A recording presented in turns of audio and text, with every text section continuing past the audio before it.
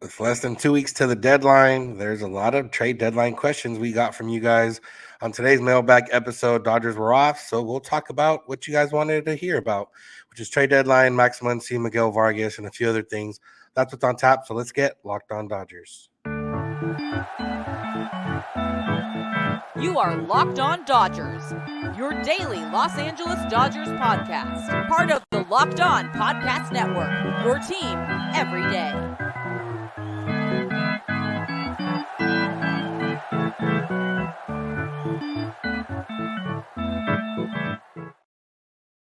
Yo, Dodger fans. Welcome to Locked On Dodgers. We are part of the Locked On Podcast Network, the number one local sports daily podcast network. Locked On, your team every day.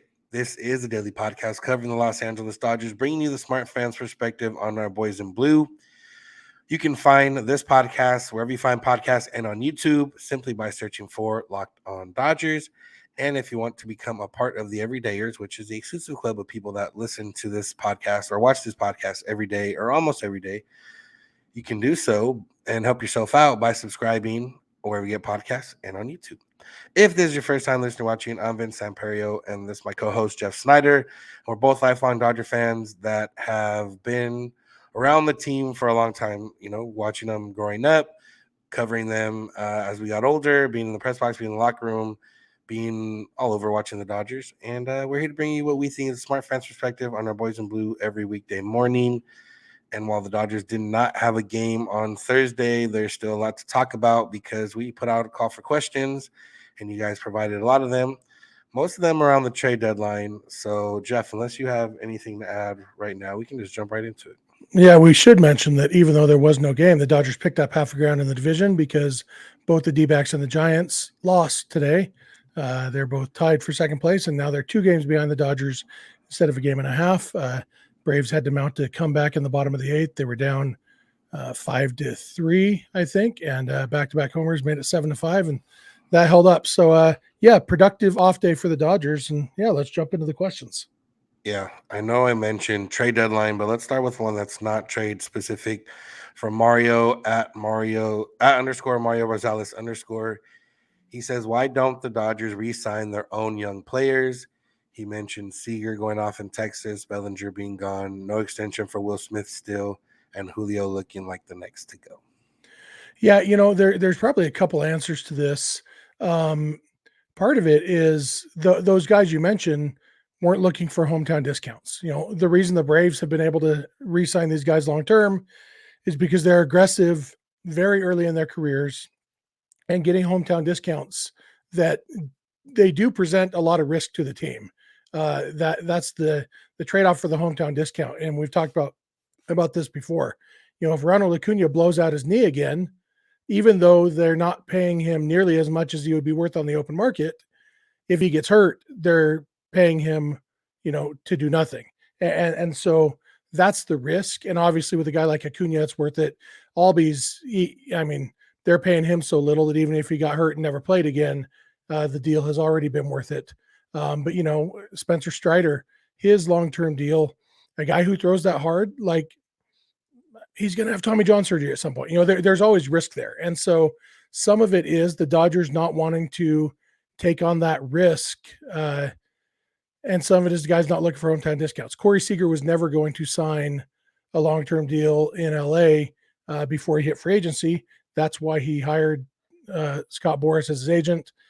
It's so, honestly, I think it's probably pretty good business. If the Dodgers can afford to pay the guys that they want to have the market rate, they don't need to go get the discount rates. And when the guys do hit free agency, a guy like Seager, it wasn't the $30 million that scared the Dodgers off of Seager. It was the 10 years. Same with Trey Turner, same with Zach Greinke years ago. Dodgers don't get outbid on money. They get outbid on years, and that's by design because the way you maintain flexibility the way they have is by not being locked into long-term contracts or locked into long-term roster spots.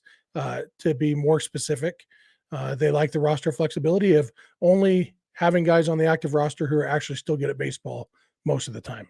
And, Austin Barnes notwithstanding. Yeah, I mean, there's positives and negatives. Obviously, we've seen kind of both with like Acuna is a special case where he got hurt and then now he's back and now he's probably going to win MVP this year and almost made up the value of his money kind of in one season, just the way based on WAR and everything else. But like with Bellinger, had they given him an extension right after his MVP season, you know, it's no guarantee that he would have figured it out here in Los Angeles the way he's kind of figured it out in Chicago this year.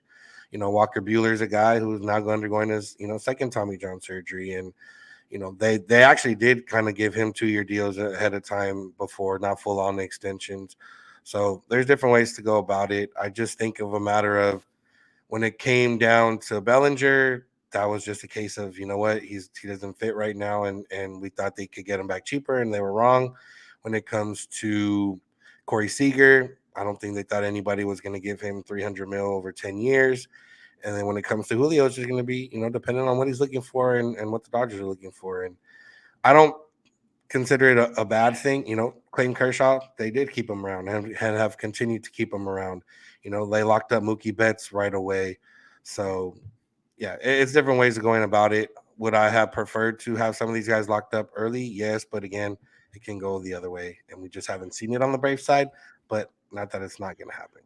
Yeah, and even around the same time period that they did Kershaw, they did Matt Kemp. And look how that one turned out. They had to take on other bad contracts to get rid of Matt Kemp's contract twice, and so it's it's always a mixed bag, and they definitely value the flexibility. One more before we take our first break. This one comes from Brendan Holmes at B Holmes says, which pitcher will have the biggest impact to end the season for the Dodgers, and who's the biggest challenge in the National League West? Yeah, which pitcher will have the biggest impact to end the season? I'm going to go with Yency Almonte. I think if he's a guy that can step up into that role that Daniel Hudson and Shelby Miller, they're both on the 60-day injured list. They're both out for a while.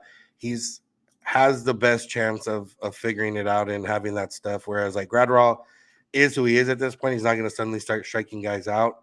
Almonte has a step to be able to strike guys out. So I think he has a chance to kind of step up into that role and have a big impact and be that 1A, 1B with Evan Phillips.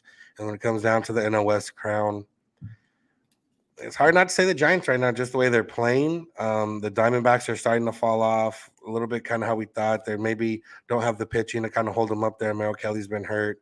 The Padres, while their top-tier talent is still the best of anybody in the division, maybe, at least 1 through 4, it's not really working out. So, and they're far enough back to where I don't think they're a threat. So I'll go with the Giants just because we already know the Giants can be annoying, and they have been annoying in the past. Yeah, I can see that. The one thing that gives me pause about the Giants is they have actually not hit very well. They've just hit really well with runners in scoring position. And I am not sure that that's a sustainable strategy. And not that, I would guess that those two things are going to balance out where they will hit better, a little better overall than they have, but also a little worse with runners in scoring position. And they can't really afford to. The only reason they're even as close as they are is because they have hit really, really well with runners in scoring position. I just don't think that's sustainable. But, there's also only 65 games left, so it doesn't have to be sustainable for a super long time. And the deeper we get into the season, the more possibility there is. As for the pitcher, I like that answer of Yency Almonte, although he's actually already started that. If you look at Almonte's season, his last 22 games, he has a 1.25 ERA. Like Yency is back. His ERA was 9 after May 18th, and it's now down to 4.76. The fact that his ERA is still 4.76 tells you how bad he was at the beginning of the season, but he's been awesome lately. And so I like Yency. I think my answer for which pitcher will have the biggest impact will probably be whichever starter the Dodgers trade for in the next couple of weeks. I got clicked out. Yep, that's true. There's a lot more questions specifically for the trade deadline. So that's what's coming up. So make sure to keep it locked on Dodgers.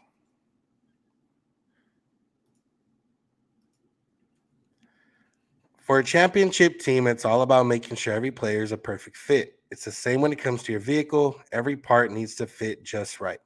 So the next time you need parts and accessories, head to eBay Motors. With eBay Guaranteed Fit, you can be sure every part you need fits right the first time around. Just add your ride to My Garage and look for the green check to know the part will fit or your money back. Because just like in sports, confidence is the name of the game when you shop on eBay Motors. And with over 122 million parts to choose from, you'll be back in the game no time. After all, it's easy to bring home a win when the right parts are guaranteed. Get the right parts, the right fit, and the right prices on ebaymotors.com. Let's ride. eBay Guaranteed Fit only available to U.S. customers. Eligible items only. Exclusions apply. Want to thank you for making Locked On Dodgers your first listen of the day. If it's not your first listen of the day, make sure to subscribe wherever you get podcasts and on YouTube, and make us your first listen of the day and become a part of the everydayers. No game for the Dodgers yesterday, but there is a game tonight. If you can't watch, you can always listen to the home broadcast on SiriusXM or the SXM app if you search Dodgers on SiriusXM or the SXM app. Let's get right back into these questions. Let's start getting into the trade deadline questions. So we'll start with one from Eddie Carrillo at EddieC_89. He says Dodgers trade for David Bednar and Connor Joe from the Pirates, and or Dodgers trade for Jack Flaherty and Paul DeJong from the Cardinals. Why do you agree with me? Is he asking which would we prefer out of those, or that he's saying that they're going to do one of those two things? Yeah. He said and or, so maybe he thinks both. Maybe both. Connor Joe is always interesting to me. The Dodgers had him in their system, and he just kind of came out of nowhere when he with the Rockies, and I think he made the majors briefly with the Giants, came on with the Rockies, did pretty well. I haven't looked at his stats this year. Maybe I'll do that while I'm talking. I assume he's not doing great. He's got a 106 OPS plus. So yeah, he's kind of, league average. And the hard thing is he's not good defensively. He doesn't bring a lot of defensive value. He could play a few different positions, but he mostly plays corner, outfield, and first base. And those are positions that you expect power from. And he has 7 homers, 106 OPS plus. It's like utility guy, but not the utility that you're actually looking for. So, if you got to take on Connor Joe to get David Bednar, I'd maybe do that. But I don't think David Bednar is going anywhere. I'd love to have him on the team, but I don't think he's going anywhere. Flaherty and DeYoung is interesting. Like, I have no idea what to think of Jack Flaherty, honestly, because he was so good, so full of potential, and then he just hasn't ever really totally lived up to that potential between injury and other things. Paul DeYoung is another guy. I haven't actually thought much about Paul DeYoung in, since the last time the Dodgers played the Cardinals. And yeah, he's got a 98 OPS plus. So both of these are a pitcher and a mediocre position player. So I guess I'd vote for the Pirates trade just because I like David Bednar more than Jack Flaherty, although Jack Flaherty starters have more value than relievers. I don't know. What do you think, Vince? Yeah, Bednar would just cost so much that I don't think it's worth it. I love him as a person. I've met him a few times. He's been a great reliever, but to pay for a reliever with multiple years on his contract, it's probably going to cost more than what it would cost for Flaherty, who's going to be a free agent, I'm pretty sure, and DeYoung, who just hasn't quite figured it out after having that one, really good year. So if it was a case of which one makes more sense, I'd say the Cardinals one. If which one's more likely to happen, also the Cardinals one. But again, unless,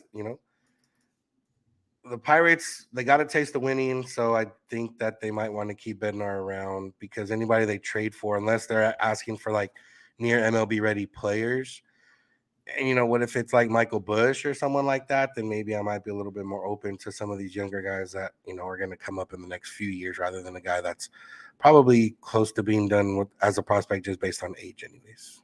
Yeah. Okay, next one. We've got a couple questions that mention Ohtani. So let's jump into those. At WF Wayne on Twitter asks, what are our takes on Shohei Ohtani coming to the Dodgers, and do we think management is currently covertly negotiating to bring him in? And then Quentin asks in a direct message, seems like a lot of media members are treating Ohtani to the Dodgers in the offseason as a foregone conclusion. However, when Ohtani first came over, he gave up millions to do it a year early, was favored to sign with the Yankees early, and then the Mariners and Giants until signing with the Angels out of nowhere. How does the unpredictability of the first Ohtani sweepstakes affect your confidence for this go-round? Yeah, I don't think they're covertly negotiating. I do think, well, I guess not with him. I do think they might have like Japanese companies on the hook in case, like, hey, in case we sign him, or do you want to work with us to help us sign him? And then, you'll get brand deal out of it. So I think that might be something that's not Andrew Friedman level, but, maybe somebody in the lower levels of the front office might be doing something like that. My take on Ohtani coming to the Dodgers is I don't see it being like, I don't know why everyone keeps saying Dodgers, Dodgers, Dodgers, other than the fact that the Dodgers do have a lot of money. But I don't know if somebody's ready to spend, 400 or 500 mil on one player. And I don't know if that's the Dodgers. I don't know what Ohtani's looking for. Is he looking for more money? Is he looking for years? Is he looking for, winning? And, there's a lot of things that we keep hearing, nothing directly from him, obviously, but, and nothing with like, I don't believe John Heyman or, Ken Rosenthal or anybody has insight into Ohtani or Ohtani's camp. So it's kind of hard. When it comes to the other point of, what was the other part from Quinton? The uncertainty from the first time. I think that was partially because no one could offer him DH in the National League. I think if DH was all around back then, I don't think he would have went to the Angels. I think that just happened to be a product of everything kind of working out in a sense. And maybe, he was intrigued by playing with Trout and then kind of realized, oh, maybe that's not the case. So, yeah, I don't think I think it's going to be unpredictable regardless, but I don't think the first one should lead into this one because now everyone is on the same basis in terms of what they can offer him. Now it just comes down to money, years, winning, whatever he wants.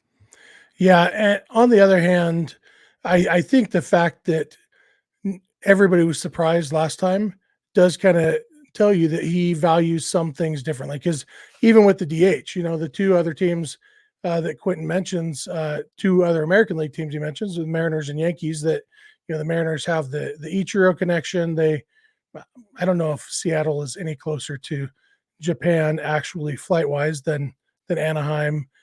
Time zone wise, it's the same, but and the Yankees, obviously, the Yankee mystique. I think the one thing we know about Ohtani is that we have no idea, and nobody's really going to have any idea because he seems to have different priorities than everybody assumes he does, and we don't totally know what those priorities are even.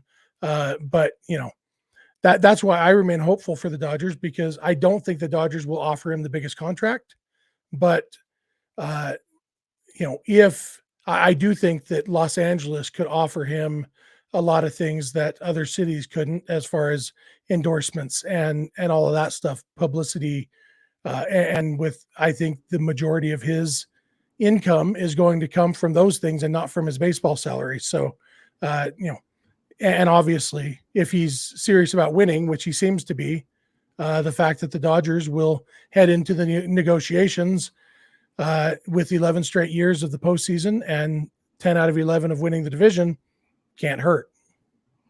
Yeah, and that's what we, as Dodger fans, that's what we're kind of banking on. We're banking on, the market. We're banking on, the proximity, or I guess the time zone thing that we've talked about before, and we're banking on him being, winning.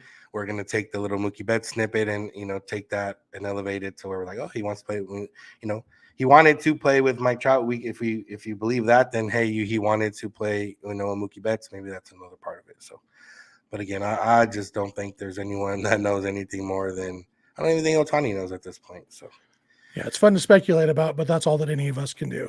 Yeah, we got a few more questions that are going to come up. One more trade deadline, one about Miguel Vargas, and one about Max Muncy, I believe. That's what's on top, so make sure to keep it locked on Dodgers.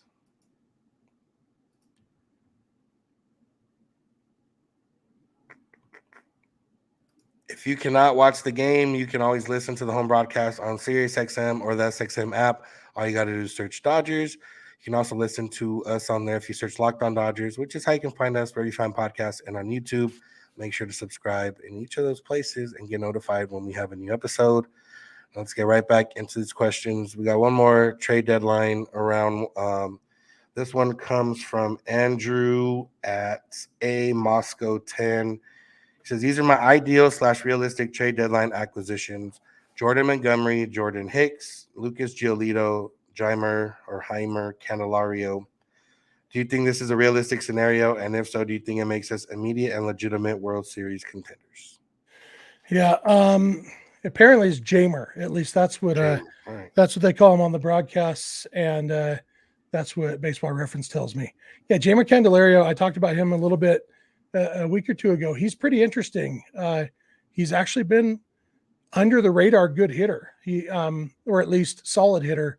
He's kind of the every other year approach, kind of the Eric Hosmer approach to hitting. But this year, I mean, he's got a 127 OPS plus, 819 OPS. He's been really, really good. I wonder if the Dodgers were going to be going out. And the reason Jeimer Candelario comes up is because he plays third base. And, there's concerns about Max Muncy. We're going to talk about Muncy in our next question. Or even, moving Muncy back to second base, whatever. Candelario makes sense. I wonder about Lane Thomas because Lane Thomas, also on the Nationals, is a right-handed hitting outfielder who hits well. He's got a 128 OPS plus. Funny, same exact OPS as Candelario, but slightly higher OPS plus, which usually doesn't happen when they're teammates because they're playing in most of the same stadiums. But he's got 15 homers. He's a solid hitter. He's a good ball player, and so that right-handed depth. The problem there is I don't know that the Dodgers really have room for a full-time right-handed hitting outfielder, and you don't really trade for a guy who almost made the All-Star team to make him a platoon player. But my purely selfish means I'd probably take Lane Thomas over Jeimer Candelario, but I don't hate the Candelario idea. Giolito, Jordan Hicks, Jordan Montgomery, all three of those guys. I guess we've probably touched on all those guys in the last couple of weeks. I like the idea of Jordan Hicks. I imagine he's frustrating to when you're a fan of the team he's pitching for, just because he never quite has the performance that he feels like he should by throwing 195 miles an hour or whatever it is. But Dodgers could use a top tier reliever, and Hicks could be a pretty interesting addition. You're muted.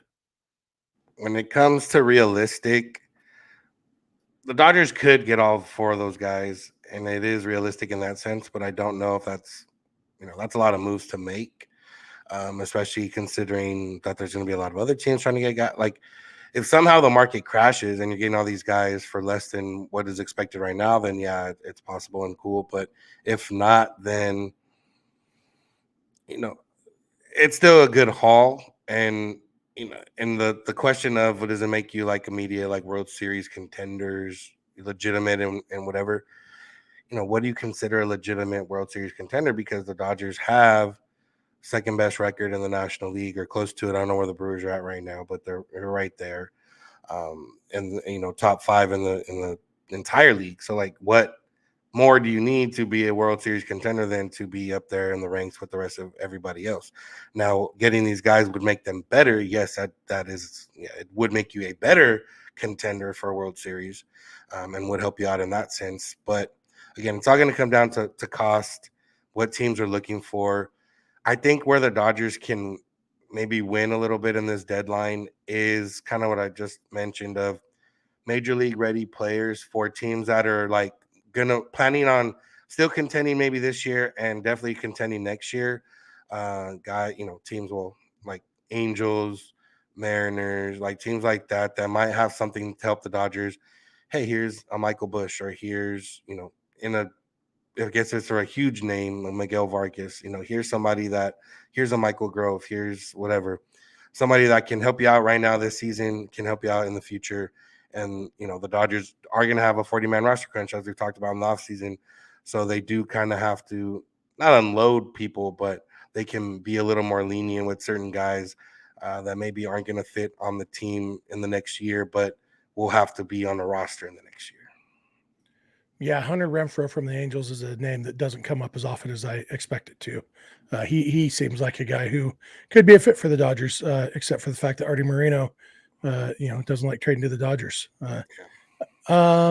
Next question comes from Dale S. via email. He says, "Love the podcast. You guys do a great job." All right, that's all that we need to read of that one. Thanks, Dale. No, do you believe the Dodgers will pick up the option on Max Muncy's contract next year at $10 million? What I can see is there's no buyout option. If they pick up the option, do you see third base as the position for Muncy in the future? What position do you see Michael Busch playing in the majors? Quick point of clarification on that. Muncy's $10 million option has built-in escalators that he's already met some of them. Most likely scenario is that it could be as much as 14 million. It'll probably be $13 million, that option next year. So what do you think, Vince? Dodgers picking up Muncy's option? I think it's cheap enough for them to pick up. Obviously last year, Bellinger's was the qualifying offer, or not the qualifying offer, but what they got him at was around 18 mil or so, probably. They didn't end up doing it. I think for Muncy, if they pick it up, they're not tied to him being a starter per se, especially if he continues out the rest of the season kind of struggling. And if he has a really bad rest of the season, then I could see them not picking up that option. But I think if he has us kind of where he's at now, where he's still productive, and still able to serve value, I think that they pick it up and then try to decide from there what they want to do, whether that's keep him around, whether that's, put him in a platoon or maybe a bench role. It's kind of hard with him because first base, him having first base in his arsenal doesn't really help because Freddie Freeman's going to play, 155 times every year. So between second and third, that's not as beneficial of a utility guy as somebody that can play short or somebody that can also play outfield. But I think just based on pure value, I think they pick it up. And if they end up, maybe trying to move him, it's very easy to, say, hey, we'll eat $5 million of this to get him somewhere else. And we get somebody that we value instead of just letting him go or buying him out. Yeah, it's kind of weird. I watch pretty much every game. Every once in a while I'll miss a game to go to the movies or something. But for the most part, I watch pretty much every game. And I always see people talking about Max Muncy's defense and how terrible he is at third base. And honestly, I don't see that. I see him I don't think he's going to win a Gold Glove. I think he had turned himself into an excellent first baseman and a solid second baseman. I think third base is his third best position.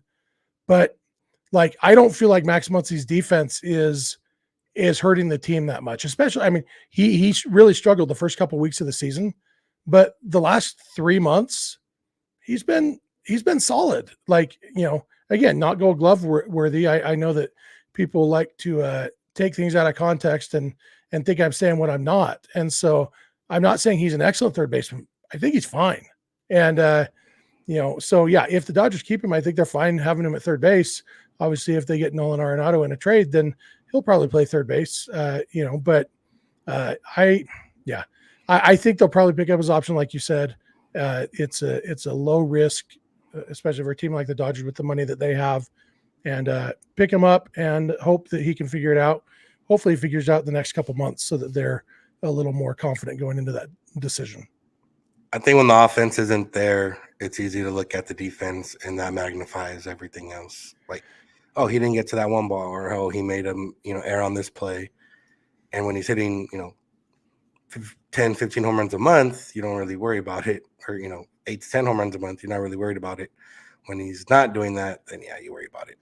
Yeah, and that's what we said early in the season. His leash at third base was going to be as long as his offense was good, and turns out the defense has gotten better while the offense has not. So yeah, we had one more question, but we're going to talk about that on the next episode. Miguel Vargas as a whole is a good topic to get into, so we'll save that. So SC Mayor, we'll get to Vargas on the next one. That's going to do it for today's episode. Thank you all for listening. Thank you for making Locked On Dodgers your first listen of the day. Become an everydayer and listen every Monday through Friday, or every Monday through Friday with an occasional days off. You never know. You get some PTO. You get PTO from working, you get PTO from being an everydayer. You can find us wherever you find podcasts and on YouTube. You can find us on Twitter and Instagram at Locked On Dodgers. Jeff is on Twitter at Snydog. I'm at Vincent's91. DMs are open on all those accounts if you need to get a hold of us. You can also get a hold of us via email, lockedondodgers@gmail.com, or via voicemail text at 323-863-5625. We're here every weekday morning, and we hope you'll be with us when you get in your car. If you're at home, text My Device Play Podcast, Locked On Dodgers. And remember, you don't have to agree. You just have to listen. Have a good one. We'll talk to you on Monday.